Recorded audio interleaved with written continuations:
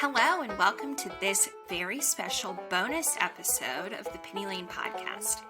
This episode, I interview my friend Will, who is really an expert on crypto and NFT. I've known him 10 years. He's friends with my husband, and we did a lot of fish tour together. So he's a great friend of mine, and he was kind enough to walk me through my entire NFT project.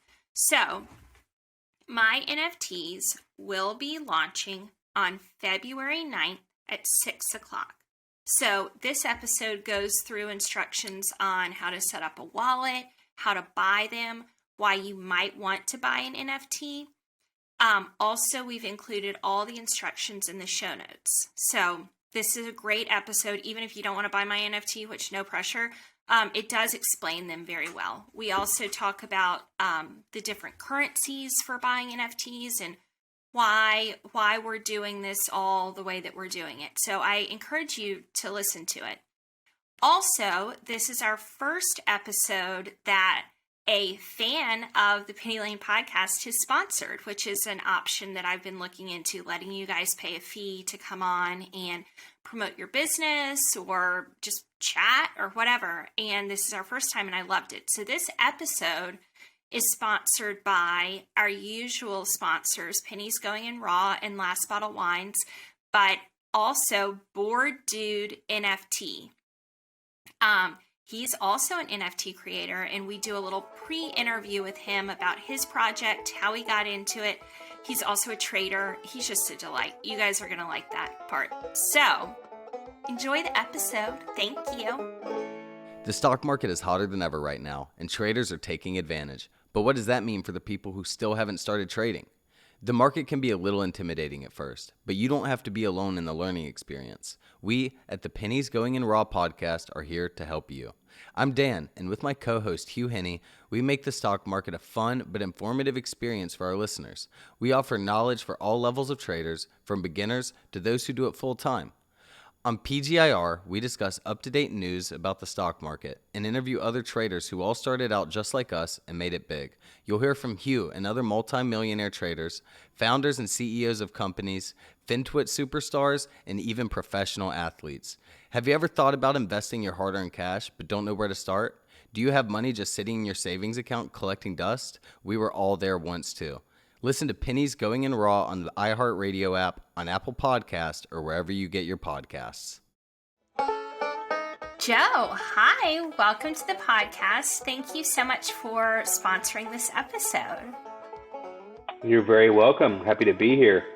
I just saw your recent success on the New York Times. So. Oh, thanks. That was really fun. I'm starting at the top, I guess. You're our first, individual sponsor, so extra welcome to you. Awesome. That's very awesome. And I've been following your show and your trading antics, so I thought, what better than to hop on in and help you out. Well, I really appreciate that. So you're on our NFT episode because you have an NFT? Yes, I just created it more so as a joke, but it's kind of fun to do. So I made it when I was bored, hence the name Bored Dude NFT. So I have 50 of them out right now. I'm selling them for super cheap.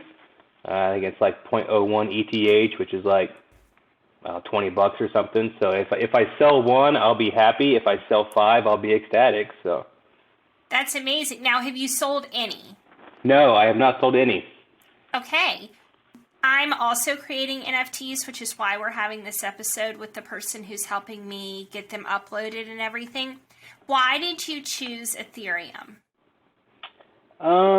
That's really the only one that I'm comfortable with. So I already had my MetaMask wallet set up on OpenSea. I like to buy them on Nifty Gateway, but obviously I can't just post random stuff on Nifty Gateway like you can on OpenSea. So I think OpenSea is a little bit better for beginners, semi-amateurs, as I'll call it. But really, that's the only one that I am familiar with and know of. So if you know any more, definitely shoot it my way. I will know more after this episode, so I'll give you the download. So, what software did you use to create the NFTs? I used an app on my phone. Oh, Let me pull it up here. I didn't know there was an app on your phone. Yes, so I just used the Procreate Pocket. Procreate Pocket, Yep. Very cool. You can draw pretty much anything on there. There's plenty of tools and stuff. Like I said, I'm not a very good artist, so I stuck with like the digital type little dude here, and I'm actually thinking about doing. So I have 50 done. The first 25 were like my basic dudes, like a guy with a cigarette, or just a dude with hair or a beard or whatever. And then the second 25 I did were more of celebrities. So I did some Island Boys, I did Mr. T, Hulk Hogan, just random, celebrities. And I'm thinking I'm gonna do some FinTwit personalities. So cool. I think I'll do that for maybe at least 10, maybe 20 of those, and that should be fun too. So fun. Now you must have some kind of artistic background. I was a really good drawer in 7th grade. Claim to fame. I love it. I love absolutely. it. So on this app, are you using, so mine are but I'm a painter. Yep. But mine are, I'm not using any pre-existing shapes. Like I'm creating everything with my hands. Are you doing that as well? Yes. So on this one, I'm just doing it with my finger on my phone, and I don't know, that's all I know. So that's what I did. What program are you using? I have a Surface. I bought a Surface Pro tablet with the pen. Okay. And then I don't know actually the name of the software, but I did a lot of research on it's essentially like Photoshop, but Photoshop Lite. And I know I'm also a photographer, so I know how to use Photoshop, but I really like this app because it gives you all the tools that I use in my studio, like crayons, pencils, gouache, oil paint, all the things that I would normally use. So I like it. Yeah, you'll have to look it up and send it to me with what you use. So it's very therapeutic, and my wife will sit on the couch and I'm doing this at night. I have 2 kids that are 3 and 5. So once they go to bed, we're just chilling, watching TV, Netflix or whatever, and I'll just start doing it. It's I don't know. It's more of a hobby than anything, like I said. So I mean, I figured there's really no cost up front with it. So if I sell one, great. If it's whatever. So I'm not really I don't have any money, per se, invested in it. So it's fun to do. It's they're kind of funny. I made a Mr. T one. I think that was pretty good. So. Well, I'm excited to check them out, and guys, we'll link them in the show notes, and we're showing you one on the screen right now. I hope you sell 1 billion. I hope, pay for your kids' college with this. That would be amazing. If not, Lord, do I know the therapy that drawing brings and creating brings. Oh, so absolutely. If the only thing you get out of this is a sense of calm from creating them, I think total win. Yep, absolutely. I like it, especially after a bad day of trading. There's nothing better than to just kind of clear your thoughts and kind of move on. So for sure. There's so many days I just rip cord at noon, and I'm like, I got to go to the studio. I can't, I got to use the other part of my brain because, yeah. Hey, Green Day today I saw. Congratulations. Thank you. Is that 2 or 3 days in a row now, right? Fridays, maybe third. It's either 3 or 4. So, I mean, I'm trying to make $200 a day for a while. Yeah, and 48 grand a year. Then we'll see what happens from there. But I've been lacking consistency, so trying to really not make too much, but I got into trouble with, like, when I first started, I was like, I'll make $1,000 a day. Yeah. Hey, like, Yeah. I need green is better than nothing. Just keep it Totally. green, because I don't know, when you start risking heavy, I've been there. I've had $11,000 losses on a day, and it makes you makes you want to throw up. And I did it completely backwards. It's a long story, but I started off the wrong way, and I paid for it in the beginning. So I've since then bounced back, over the last year and a half or so. But it's definitely, you need something to kind of, calm yourself down, on a red day like that. Yep. I've had them too. I had a huge loss on my birthday. I mean, just like, can the universe give me a win on my birthday? On your birthday, yeah. That should have been like $1,000 day. Yeah, I think I lost $4,000 that day. So. Well, thank you so much. Thank you so much for sponsoring the episode. You're delightful to talk to, and honestly, I'd love to hear more about your trading journey. So absolutely. Sign me up. Talk about that after this. But sure. Thank you. Yep. Thanks for having me. All right, guys, wasn't that a wonderful interview with Bored Dude NFT? Make sure that you click the show notes and get all of his information and support his project. And now we go into the interview with my friend Will. Will, hi, welcome to the Penny Lane podcast. Hi, thank you. This is a very exciting episode because you're my first real life friend that's been on. Fun. Yeah, we had one other person who I know in real life, but we've never hung out. So I'm excited. Yeah. Awesome. So how's life going? How's the pandemic treating you? The pandemic is interesting, as I'm sure it is for everybody, making life a little difficult, of course. But other than that, things are great. We just had our baby, our second baby. Congratulations. Yeah, and just trying to build a house in Sonoma County, so that's kind of tricky. And also high demand. Yeah. So working around that as well. But yeah, things are good. Cool. Has your wine consumption gone up since you moved?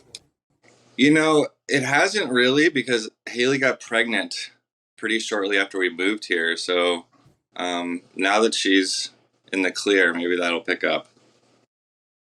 But I would think the supply would be really unmatched. It's really nice. And that goes kind of where, without saying, we kind of live in the land of milk and honey, so to speak. So, yeah, the resources are great here. And my brother actually used to be a sommelier, so he's got all the knowledge. So when we go out to eat, he's normally the one picking the wine, and I'm kind of just enjoying. But everything seems to be pretty good here so far. How is Mac?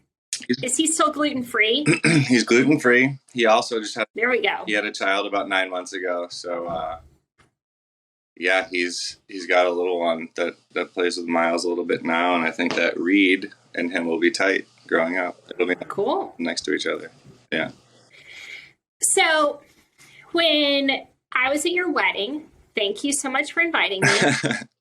I really loved Mac's toast, and I think like Jimmy and I talk about it a lot. Oh, really? Yeah. It was a fantastic toast. He really set the bar. It was tough because at his wedding, I don't think mine was as good as his, but he really set the bar high. It was good. He really had us in the palm of his hand. Yeah, he did. But he talks so much about how you have been an entrepreneur, hard word, from a very young age. Yeah, absolutely. And even just Jimmy and I have been together for 10 years. And in the 10 years I've known you, I've seen you go through several cycles of, I'm going to try again, entrepreneurship. Right. It's a tough one. That seems to be very in your blood. And I love that in a person. Yeah, without stretching back too far, in college we had a few ideas. We actually, we being my first business partner in college was John Meyer, actually, and we started this company called Craving Surge, and it was essentially what Grubhub is now, but a little bit more specific. I'd still do think there's room for it to exist, but it was, a menu search engine for local restaurants in your area for a specific item that you were craving. Now that obviously was one of our first projects and more of a learning experience than anything, but it's hard to necessarily um, get your vision done by other developers. So that was a very first learning experience, that you kind of need to do things on your own. And then we tried to start a company called Charity Jelly, which is like a charity auction. And then that kind of led me down the path of creating this company called MixMe. Um, and MixMe kind of led me down the rabbit hole of crypto. So with MixMe, it was an online independent music discovery platform. And we still might circle back around to it. Actually, we've been coming up with ideas of how we can improve it and make it live on the blockchain. But basically, it was a music discovery platform where people could make mixtapes of independent artists and kind of share them and upvote them, and kind of get exposure to bands that they wouldn't otherwise have, from companies like Pandora or Spotify, etc. So with MixMe, our idea was to kind of have a token, so you could potentially buy merchandise from these artists and also support them by buying their music and or tipping them based on the play of you kind of walking down the street in New York and you see a banjo peddler and you say, hey, here's $1, keep it up, that sounds really good. And that kind of led me to this blockchain project called Ethereum. And Ethereum was a place where you could kind of tokenize your company, is a place where you can do that. So it kind of seemed like a perfect fit. And then doing more research, that led me to the Bitcoin rabbit hole. And this was in late 2015. And Bitcoin at the time was, I think like $250. And it really just sparked all sorts of curiosity. It's like, what is this? Why aren't more people into this? And yeah, it's kind of, I haven't turned back, as soon as I got into Bitcoin and Ethereum, things were very volatile with the market, but they were also very new still. And when I started making more money in crypto, I kind of put MixMe on the back burner, because of the obvious. You only have so much time. And out of that, in 2015, I was telling all my friends to buy Bitcoin and to buy some Ethereum and just to have some just in case it does do well. And in 2017, Bitcoin went to $20,000. So my phone wouldn't stop ringing. It was like all my friends and family were like, I should have listened to you. What do I need to buy now? Like, what's going on with these markets? And I kind of was a little overwhelmed, and I also didn't want to always give away all my information. So I started a consultancy called cryptoadvisory.com. Fantastic. Which is where we kind of do one-on-one personal experience and help people understand how blockchain can help them and or their company. So I didn't know you did that, but that's very cool. Yeah, so that's what I do now. Hopefully I can maybe pitch the brand and sell the brand someday to Visa and stuff like that. We'll see. But the idea is, you can come to us for some help and for some knowledge, and we'll help you. Another thing that I've always really liked about you is your risk tolerance. Yes, very high. Yeah, very high. Yeah. Which I like. I also have a very high risk tolerance, and I enjoy that so much about people. Like, you're swinging for the fences, and I'm into it. They don't really want, they don't really want you to do that, so to speak, right? But and that's kind of what's interesting about crypto is like you can kind of take these risks without being an accredited investor, right? And still kind of gain, those same percentages, right? So,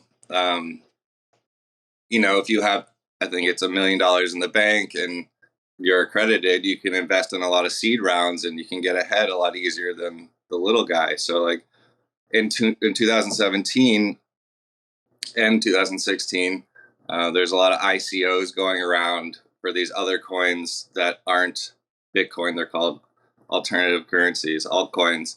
Are ICOs the same as IPOs? Yeah, it's an initial coin offering, right? So it's a way that they can raise money, basically, for their project, and in doing so, they'll allocate tokens depending on the amount that you put in the ICO, right? So I could put in 1 Bitcoin and get 40,000 X tokens, and then those X tokens could eventually be worth way more, or it could be worth less. It's kind of the risk, right?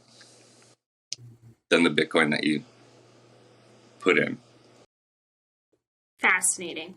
That was kind of the start of it for me down the rabbit hole, and then it kind of just has been nonstop. I mean, literally every day in crypto is exciting, and not always for the best. So it's definitely very, very high risk, and also very rewarding if you spend your time in the right projects, and very interesting, the whole shift. And of course, that most people have probably seen it with Facebook changing to Meta and other brands kind of catching on to the NFT buzz, which is really just scratching the surface of what an NFT is and or can do, Well, thank you so much for bringing us here in this conversation. You really helped me out on this interview, since we really are here to talk about NFTs. Yeah, and I think that that's an important one. I think that people are, I think Google's search terms are up on, what is an NFT over what is Bitcoin these days, which is a pretty big thing. So people are curious, people are interested. Some people obviously, just like in any industry, consider certain things scams, and of course there probably are some scams. Any industry that has, booming with money is going to have scams too. But when you look under the hood of some of these projects, there actually is some utility and some good reason behind them. So I encourage people to do that. Well, so I reached out to you because I wanted to do an NFT collection, and I was actually, the podcast was in the New York Times last week, which is very exciting. And I was talking to that reporter just about why I started the podcast and this journey I've been on. And then I said I was going to start some NFTs, because when I often say on the podcast, the best trades are the ones that just hit you in the face of if you don't take this trade, then you're dumb. And it's very similar with the NFT. I know about the markets. I have a podcast about trading, and we go over crypto sometimes, and I'm an artist. It's the universe being yeah, you should try this. Yeah. And the entry fee or the barrier to entry is nothing. So do I want to look back in 15 years and be like, that was dumb? Right. Which I don't. I don't like a missed opportunity. Yeah, I mean, well, clearly society is kind of transitioning into this cashless society, for better or for worse, again, but I think that it's important to kind of understand where things are going. And it's also interesting for independent artists like yourself. NFTs are really providing this place, people can actually get more reach and have more followers and more collectors, so to speak, than they ever have before, and I think that that's really important, circling back around to Mix Me, we were going to do that for music. What NFTs are doing for artists, for independent artists, is amazing. It's really amazing to watch. So I think that it's a no-brainer to kind of start having, an NFT collection. Then you have some physical items, and you can kind of have and be versatile in all mediums as an artist to kind of get the most exposure, right? I think that that's important. And there's a lot of different things happening in the NFT space. There's even these games and 3D transferable assets and things like that, and all these generative collections like CryptoPunks and Bored Apes and things like that, and all that kind of hype wave kind of reminds me of when I was younger, when we had like, I collected like X-Men cards and baseball cards and that kind of stuff. And like with these generative collections, what happens is they'll do like an on sale. So they'll be like, on this day we're launching and we're only going to do 10,000 of these and we're going to sell them at X price. And after they sold out, they sold out. And then they're forced over to the secondary market if you wanted to buy one, and typically at a premium. So what's cool about that is for most projects, not all, but when you connect your wallet and you click mint, which is kind of like, I'm going to buy this NFT, it kind of is a randomizer where it picks one out of the collection and you don't know how rare it is, right? So if I'm going to go and buy, we can use my project, for example. We have, it's called Aether Playground.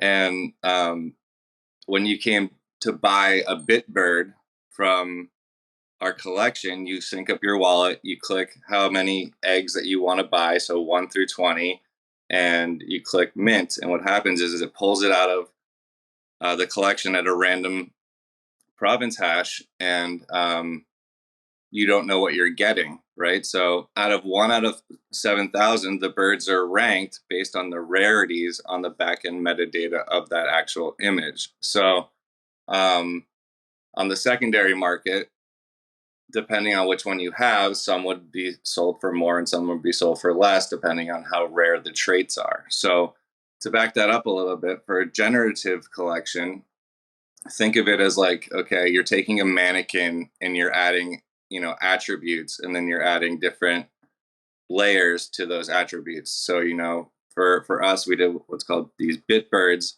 and you can look them up on Object, which is where we're going to launch your collection as well on the Tezos ecosystem.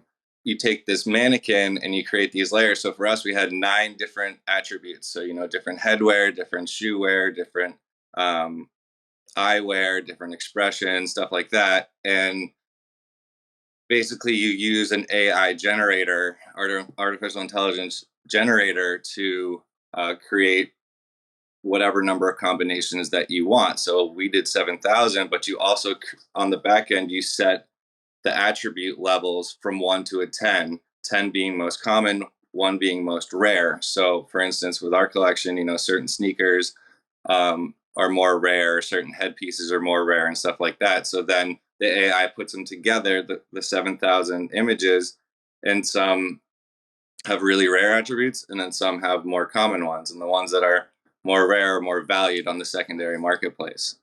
Does that make sense? Yes, it does. So that's kind of how, these punks and Bored Apes and things like that gained their popularity originally. But correlating that to opening a pack of, X-Men cards or baseball cards, if I bought this pack of baseball cards and I opened it, I don't know what I'm going to get, So it's kind of exciting. It adds this thrill.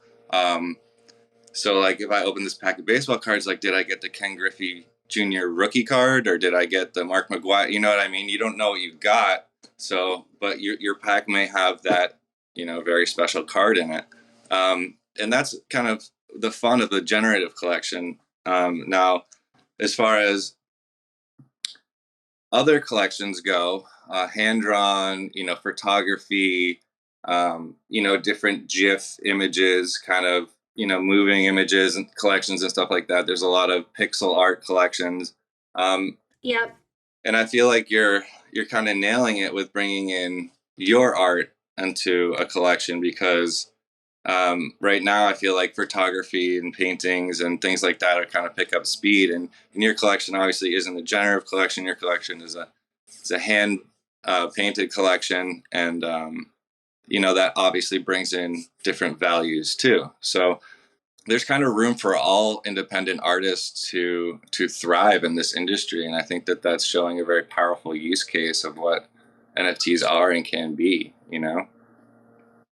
Now, one thing I'm concerned about is bridging the gap between like my collectors buy physical pieces. So I am a little bit concerned on like bringing them over versus people who are already in the space who would not really know anything about me. Like, I am a physical piece artist.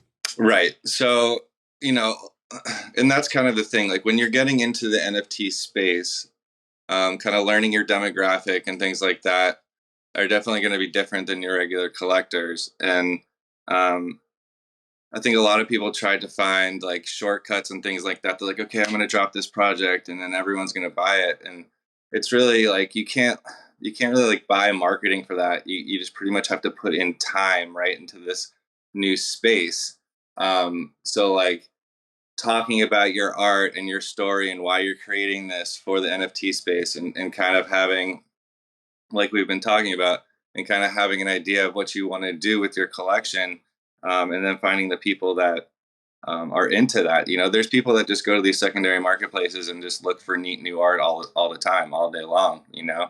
Bridging the gap from your regular collectors that want a tangible piece, to a digital piece should be pretty seamless, not only because of potential price point, but also because potentially these digital pieces could be more valuable in the future, and that's kind of hard for people to wrap their head around, but it's actually true, Irrational exuberance? When it comes to killer wine at drastically low prices, 30 to 70% off retail and free shipping. We live for that here at Last Bottle Wines. Whether you went long or short on GameStop, you'll need a glass of something terrifically tasty. And we've got the goods. Last Bottle is a daily wine site based in Napa, California. One wine every day at Black Swan event prices. Usually 30 to 70% off. Until poof, it's gone. Whether you're a pound-the-table type, think ultra-crisp, quaffable Sauvignon Blanc, or a dividend aristocrat, Burgundy, or Napa Cab, there simply is no better place to buy wine on the web. And they always have free shipping. Last Bottle has a deal just for Penny Lane listeners. Use promo code PENNY, that's PENNY, to save 10% off your next order with Last Bottle. The code is good for one order and one order only, and it expires March 11th, 2022. So head over to lastbottlewines.com today. That's lastbottlewines.com. So another thing that I want to do is it's a collection about robots, which really came about super organically. I started a new physical art collection in 2022, and my nephews asked for robots for Christmas. Yeah, so I did really cool. all kind of robot research or whatever, and then my kids got robots and they got robots, and we robot battled all Christmas Eve, and I was just like got really into them. So the new art collection I just dropped has robots, and then these are more specific like line drawing robots. But I have a lot of nieces and nephews, so I've named the robots after my nieces and nephews. And I was wondering if it was possible to like gift the original NFT to my nieces and nephews, like just in case. Yeah. So when we go, because you're not a generative collection, really we can do anything. So if we're gonna mint, 15, we're gonna be 15 pieces and 10 of each, right? Yes. So you can mint 10 of one piece and then sell 9 and keep 1 and potentially gift that to your nieces and nephews of each one. Cool. Yeah. I mean, what if they're worth like $1 million and it's Aunt Blayne's like the best aunt ever? Yeah. Well, initially that's pretty valuable to me. Yeah. I mean, initially, you're going to have a set value, right? That we kind of talked about. And, you'll have those 10 of 15, 10 copies of each 15 pieces of art.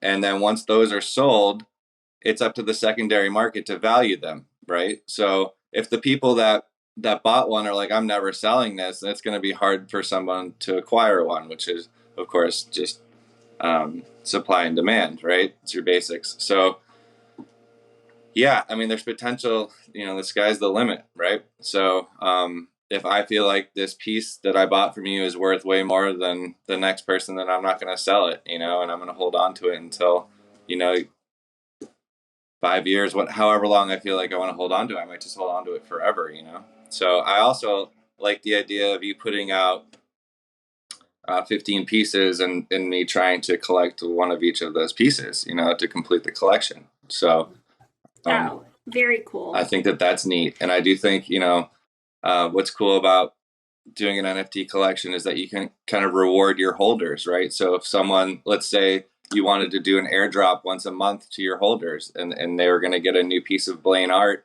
in their wallets just by holding, you know, 2 pieces of your art or even 1 piece, you know, it's totally up to you, you know, kind of keeping incentives to hold a piece of your art. I like that. Yes. And then in the future, we had talked about possibly doing physical and NFT pieces to collectors. Yeah. So, you know, a way that you can do that, and it does get a little tricky with that, but I would do more of like a one of one, right? So you could do an auction and set your reserve at X price and say, you know, this is what we'll take minimal for this auction. Of course, it'll probably sell for more. But then whoever wins that auction also can redeem the physical piece. Now, what's interesting about that is that the person that redeems that NFT has the digital and then they have the physical. So if they ever wanted to sell that digital, they still could, and they still have the physical, but that digital might end up be worth more in the long run than that physical. So it's probably smart for that person to keep both, but that doesn't mean they're necessarily going to, right? They might say, hey, I got my tangible piece. I don't need this digital piece. It is what it is. But they're both one of ones, you know? Mm-hmm. So it gets a little tricky, but I do think that that's also a fun possibility. And you see that quite often. I've reached an interesting place in my actual art painting career in that I'm seeing my paintings being sold on the secondary market for an increased value, which is cool for any living artist to be able to like live through that. But I've seen them on Cherish and eBay, and they're certified by me. So there's already an incentive, I think, to invest in the art. I'm doing a custom piece for someone just right now. I had a consultation with him yesterday, and the pieces rise 10% in value year over year, and that's how I'm raising my prices. So I was like, it is a good invest. I'm not going to stop. No. Right. So it's a good investment for your children, your whatever, like you can pass it down, or if you just want to get your money back, they're selling on the secondary market. So that, anyway, it's so cool. there's cool liquidity for your paintings. So that's good. You could sell yours for a very nice profit. Yeah, yours, I think, is the most coveted painting I've ever done. And I would never do that. So it's worth more to me. But yeah, I mean, you bring up a good point, you know, so it's like, say you wanted to have an like an exhibition online, you know, it's what's neat about NFT is that, you know, it can secure the painting, you know, it's trustworthy, it's easy, transferable, you know, it shows that, you know, you maintain the ownership rights of the piece. You know, you're basically turning your assets into a one of a kind piece of art by creating a unique digital signature. So that defines the ownership of the assets, and they can be bought and sold on the secondary.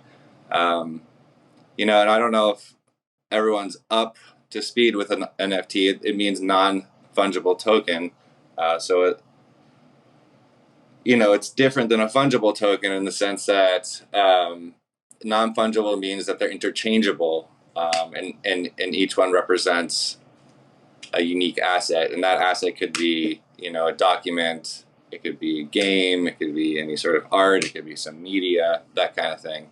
Kind of where I see, without getting off topic too far, kind of where I see this space being very disruptive is stuff like fractionalized real estate and, you know, companies like title. Like, for instance, like when we just moved to California last year, and of course when you sell a house and buy a house, it's all this all these documents. It's the same thing when you get married. You're signing documents, or God forbid you get divorced, or whatever. Even when you're buying and selling a vehicle, right? So it's like all of this stuff, all of these could be NFTs. Like when if I went to go buy a car and I still owed $20,000 on the car, well, then I don't technically own the NFT in my wallet yet, but the bank holds it, and then when I pay off my loan, the bank transfers, potentially me this digital asset that says I own this, and then when I sell my car, I give the NFT back to whoever I sell it to, and or back to, the dealership where I buy a new car. But it just seems like such a more transparent, seamless way, and to prove ownership, So it seems like there's a lot of room for the NFT space, not just on the art side, but otherwise to emerge. And yeah, so I think the art is scratching the surface of what NFTs really can be, and I definitely think that it's very important to get involved. Now, do you have one of those frames in your house that will display your NFTs? No, I don't yet, but I will. So like I said, we are trying to build that house. So when we're done, that'll be the fun part, Right. That seems really like a nice connection there. It is, and you could have it rotate through all your NFTs, right? So it could. Yeah.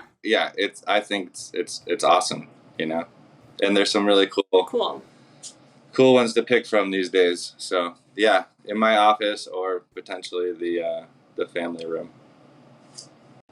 The more popular chain right now is Ethereum, but Ethereum gas fees and miner fees are so expensive that it's hard to ask your collectors to pay that gas. So for us, we're selling $50 NFTs, and if we're doing $50 NFTs on Ethereum, people are paying $70 in gas. So it's like, really, they're spending $120 to get a $50 NFT, and that just doesn't make any sense. So that's why we went with Tezos, and that's why I'm suggesting that we do that with your collection as well, where your collectors can come in and buy a $20 to $50 NFT and only pay, less than $1 in gas. And both Tezos and Ethereum are very decentralized, versus companies like Solana, which is also very popular right now, but they're more centralized, right? Meaning like Sam, the guy who owns that company, could have potentially an off switch if something were to happen, whereas a decentralized network won't go down. Having a less carbon footprint than other crypto, like striving for more sustainable options with your collection, so to speak. All into that. Yeah. Now, let's say you're listening to this episode, you have never bought an NFT, but we're releasing in a few days, and you want to buy one of mine. What steps do you take? Okay, and I think that it'll be important to note that we'll add a little guide on your website with kind of like a noob outline of how to do this. But you'll need a Temple wallet, and there's a few wallets, but this is probably the easiest. Go to templewallet.com. It's just a browser add-on, and then you'll go to object.com, and you'll click sync, and you'll sync your wallet. And to get Tezos,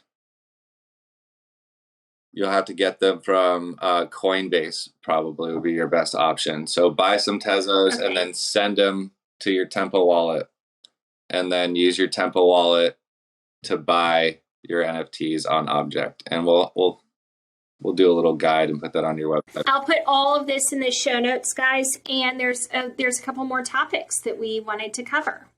Yeah. Basically what's interesting now, because of the Ethereum gas fees being so high, marketplaces that primarily work with Ethereum, like OpenSea or Rarible, have started integrating Tezos. Now, OpenSea and Rarible, OpenSea probably has the most liquidity, which is why most people launch on OpenSea, meaning they have the most buyers, most users. So it's probably only a matter of time. Actually, OpenSea said in 2020 that they were going to integrate Tezos, and they still haven't done so, but Rarible did. So when we launch your collection, you will be listed on Rarible and on Object. So it's really up to your buyers which marketplace that they want to buy from, but we'll explain that in the guide on your website. But that's great for exposure because Rarible was an Ethereum-based marketplace, and now they have Tezos, and it's only a matter of time till OpenSea lists Tezos, and I think more people will flock to Tezos because of the obvious. They want to pay less money and transaction fees. It's kind of an exciting point to get involved with Tezos. It's a little less saturated and a little bit more artist-driven, I feel like. One of our collections, the Bitbirds, Ether Playground Bitbirds, is both on Rarible and on Object. And that was our first character for the Ether Playground. We're at ETHER Playground on Twitter, and then our new character is at Ready Pager Ones. So both characters will be part of the Ether Playground. And with Bitbird right now, I know that we touched on, potential utilities for NFTs. For our Bitbird collection, right now we're about to launch breeding. So you can basically stake, so to speak. You put up 2 Bitbirds to create a third.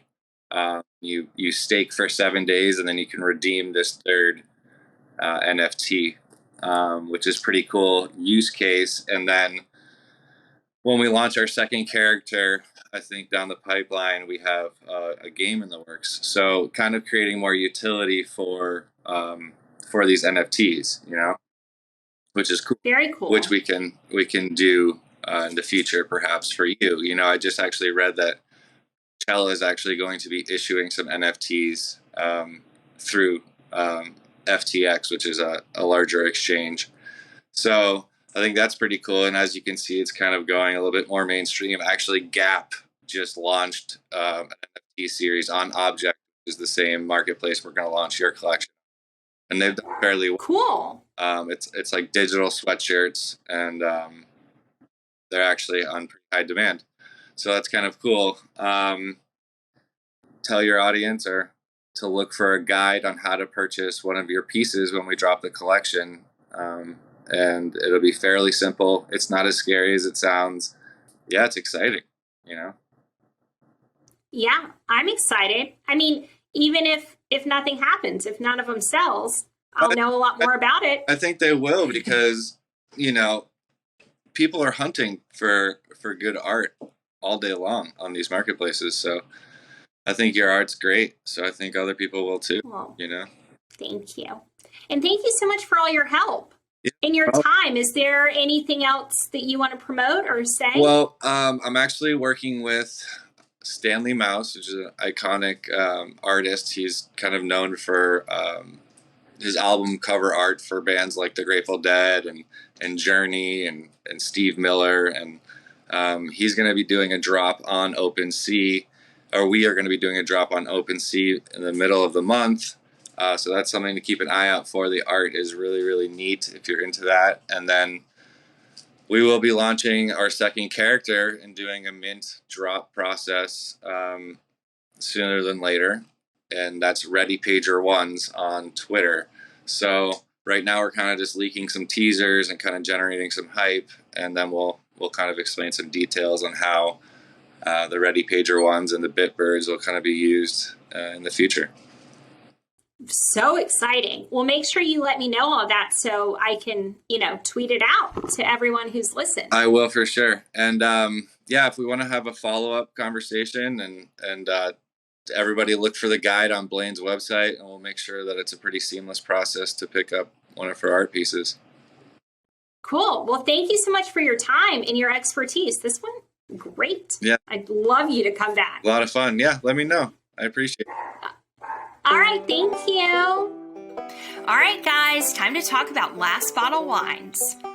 We have loved being sponsored by Last Bottle Wines, especially Justin, who is ordering everything. My sister's getting so frustrated with all the shipments he's ordering, and he just keeps ordering. You know he does. We love Last Bottle Wines because the app is user-friendly.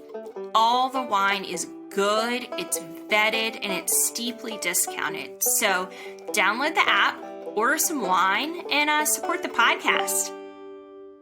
Thank you to our producer Joel Edwards and Chesley Lowe for the banjo music. Please like, subscribe, and share this on social media. We appreciate you guys. By accessing this podcast, you acknowledge that the Penny Lane podcast makes no warranty, guarantee, or representation as to the accuracy or sufficiency of the information featured in this podcast. The information, opinions, and recommendations presented in this podcast are for general information only, and any reliance on the information provided in this podcast is done at your own risk. This podcast should not be considered professional or financial advice. Unless specifically stated otherwise, the Penny Lane podcast does not endorse, approve, recommend, or certify any information, product, process, service, or organization presented or mentioned in this podcast, and information from this podcast should not be referenced in any way to imply such approval or endorsement. The third-party materials or content of any third-party site referenced in this podcast do not necessarily reflect the opinions, standards, or policies of the Penny Lane podcast. The Penny Lane podcast assumes no responsibility or liability for the accuracy or completeness of the content contained in third-party materials or on third-party sites referenced in this podcast, or the compliance with applicable laws of such materials and/or links referenced herein.